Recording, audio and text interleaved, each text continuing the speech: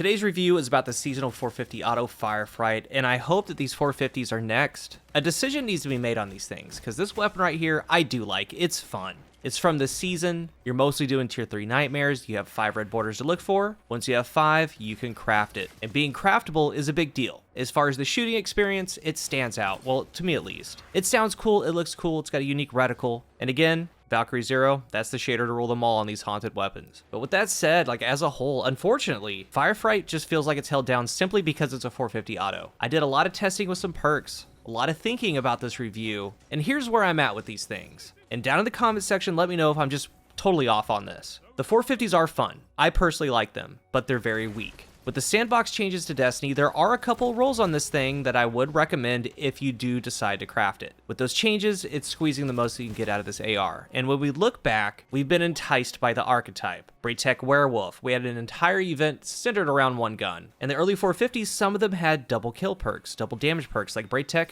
could have had high impact reserves kill clip as a role. Then there were things like multi kill clip, it got a second set. Well, the event, it came, it went. Like I said, it got a perk refresh. A year or two later, no one uses the thing. Then, Horror Story. Again, same deal, weapon of the event. And at the time, it was only one of a few weapons in the game that could roll double scaling strafe perks, moving target, killing wind. When you have 100 mobility, get that strafe speed up, moving target has a scaler to that strafe. When you get a kill, killing wind is the best scaler in the game for your strafe. When you get it going, you aren't strafing, you're floating. So to me, it was worth a pickup at the time. Very few weapons could do that. But again, the weapon came and went. The entire Destiny community was focused on these weapons. No one uses them. We had Tiger Spite come back, and one of the most telling things to me is the Adept Shadow Price. Fan favorite weapon, things like 4 times a charm, 1 for all. Overflow, 1 for all. You can add on the Adept mods. If then and right now, Adept Shadow Price is seeing little to zero play, something's up, something's wrong. And even with the somewhat lackluster perk roll, the Adept mods, paired with some synergistic combinations like Overflow 1 for all, that can do well. So I kind of asked myself, what are we doing with these? This one sounds cool, looks cool, it's unique, but it's just weak.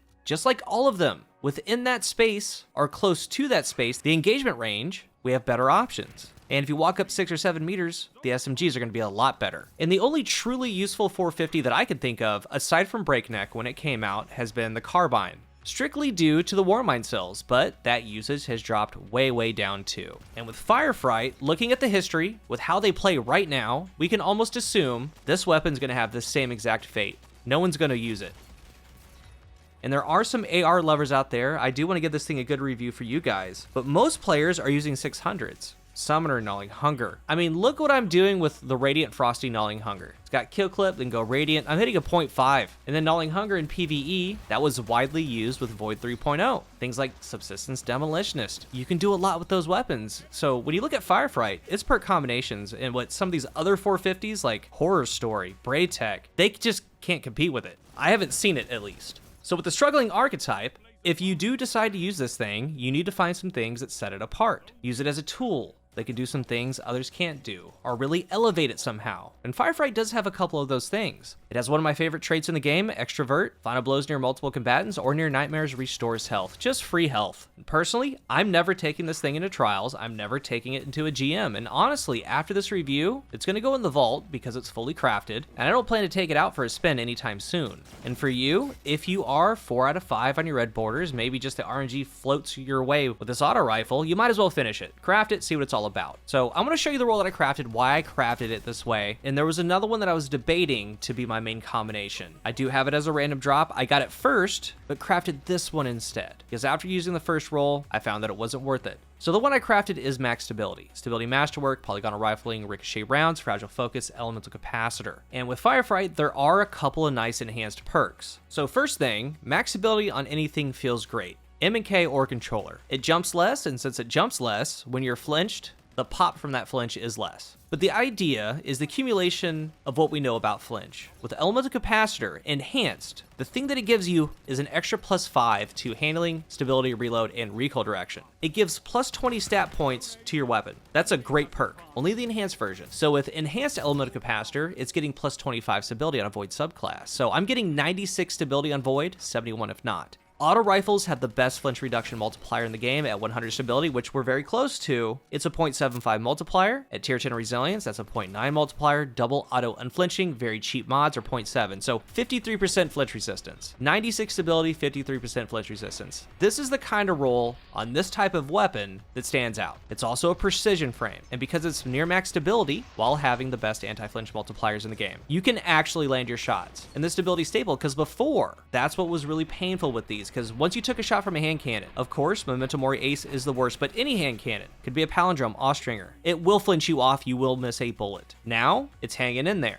29 to the head, 18 to the body, a 0.8 TTK with a 100% accuracy. You need 7 crits. And again, it was extremely tough to hit that TTK in the current sandbox because that engagement space is dominated by hand cannons and then pulse rifles, but building into flinch resistance, it's hanging in there. And all of this together, we have some slowdowns of some gunfights, of me receiving flinch, and there's also where I just am critting up an enemy. It doesn't get any better than that, really. Can't ask for anything more as far as the shooting experience in the field. But even though it is doing better because of high stability, because of the unflinching changes, the engagement space is extremely crowded, and it's left feeling a little bit weak. Landing 7 straight headshots while fighting recoil, while fighting flinch, while following your opponent's movement compared to some other auto rifle archetypes might not be worth it. You can have 0 mistakes, and sometimes they need to make a mistake or two. Its pairing perk, I picked Fragile Focus because the range that you get is a percentage within the engagement space of the weapon's archetype. Like on this auto rifle, when I'm playing with it, I try to kind of team shot. I run around with my team, I try to be an asset. I don't look for 1v1s with this thing. Can it win? Sure. But I'm mostly trying to stick with my team. And that's where Fragile Focus comes in. You get extra range until you take damage. Once you take damage, you have to wait for 5 seconds, and then the perk comes back. Well, my roll has 65 range, 31.5 meters for the drop-off. It's pretty standard for this AR archetype. And again, this is 96 near max stability, so 31.5 meters base. With Fragile Focus active, it goes up to 35 meters. So 3.5 meters added, then it drops to 28 per crit, then it extends 28 for a little bit, so you just extend your range. The idea, I have a laser beam. I can land shots a little bit further away, really good in a team shot setting. I'm getting that damage out further. And when it comes to 1v1s, it's taking flinch better than almost any weapon in the game.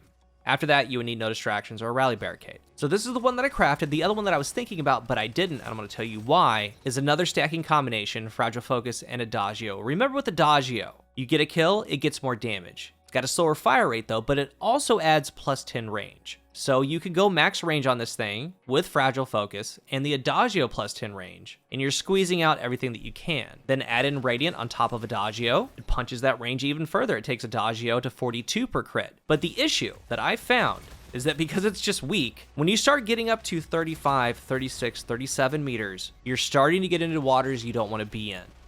Because in that range, you're starting to duel the pure elite hand cannons, the rangefinder, Austringer, Ace, Palindrome. Also, you're getting into Messenger, Peace of Mind's engagement space. So just because you have the range, that doesn't mean you're going to be able to utilize it. I've used this thing a good amount, and at those ranges, even though you are pushing it out, it doesn't got it. It just doesn't. So that's why I crafted the other one. And when it comes to your barrel and mag, they all work. Small bore for range and stability, hammer forged for range, polygonal for stability. The auto rifles do have the best anti-flinch multiplier. And by the way, every single person that I've talked to or that has come back to me that did commit to double unflinching high stability, could be on a hand cannon, a pulse, none of them were disappointed. It is that good. It's a big part of the game right now. Now for the magazine, if you go PVE, appended, if not ricochet. When it comes to those perk combinations, they're pretty lackluster. We have things like Air Assault, we have Well-Rounded, we have Mulligan, just some kind of off-the-wall perks that no one really uses. There's some gems like Elemental Capacitor, again, giving that plus 20 enhanced to your overall weapon stats, that sticks out. Maybe pair that with Hipfire. Maybe you go Adagio, Fragile Focus. That's getting the most range, that can work in PvE as well, but when it comes to PvE,